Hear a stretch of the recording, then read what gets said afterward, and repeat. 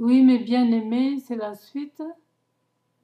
Faites-vous vraiment amis face à vos enfants. Vous êtes les meilleurs amis qu'ils puissent avoir. Yeah. Vous n'allez pas leur prodiguer de mauvais conseils. Vous allez conseiller ce qui est dans la droiture. Alors faites-vous rapprochez-vous d'eux comme Jésus s'est rapproché de nous. Jésus, Dieu s'est fait homme en Jésus. La parole s'est faite chair. Ah, il habita parmi les hommes. Approchons-nous de nos enfants pour savoir ce qu'ils sont et savoir comment les orienter. Et non crier dessus dès qu'on apprend quelque chose de mal. Non. Savoir redresser les enfants avec douceur et patience. Écouter d'abord.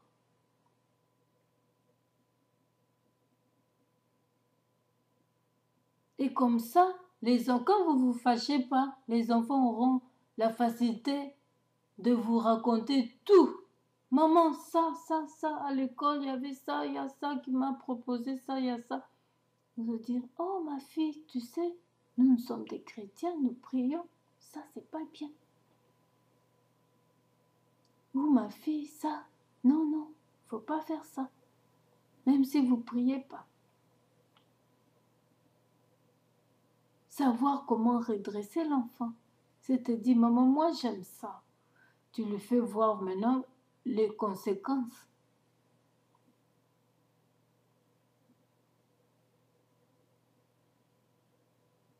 Et c'est là que l'enfant va comprendre.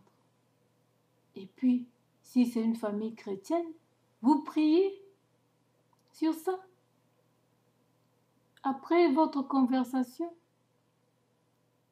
vous n'allez pas faire la prophétesse ailleurs où c'est que je fais maintenant, pendant que chez vous à la maison, vous vous servez même pas des âmes qui habitent chez vous. La charité bien ordonnée commence d'abord par soi-même.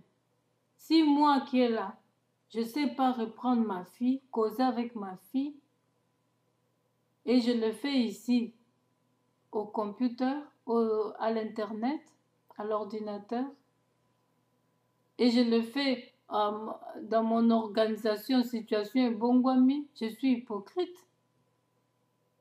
Je suis hypocrite. Je dois commencer avec ma propre fille, puis le faire aussi à d'autres enfants.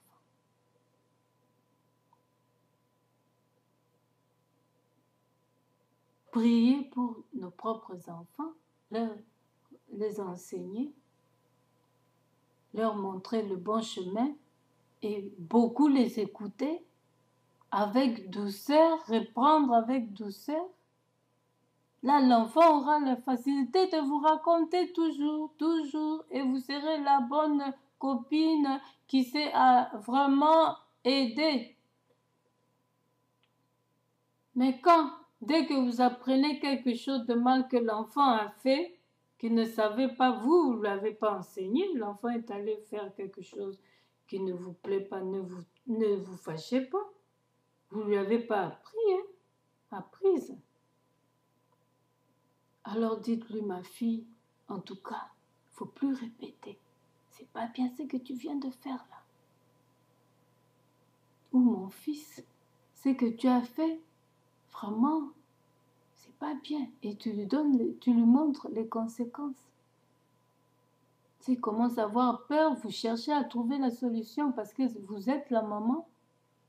Et si vous ne pouvez pas le traiter vous-même, si vous connaissez, vous savez bien l'état de votre mari qui ne se fâche pas beaucoup, qu'il est doux, il comprend, il peut écouter aussi les enfants comme vous le faites parvenir et vous allez en douceur reprendre votre enfant et chercher la solution en douceur. Mais si vous savez que le papa n'est pas converti, vous-même vous êtes converti, cherchez vous-même la solution Prier, c'est pourquoi ici c'est recommandé aux mamans. C'est pas toute chose que l'enfant fait que la maman doit donner au papa. Non. Que la maman doit tout le temps raconter au papa. Parce que les papas ont leur température. Comme on dit. Ils sont pas comme nous. Ils sont faits autrement. Nous sommes les femmes. C'est pourquoi il y a une différence. Femmes et hommes.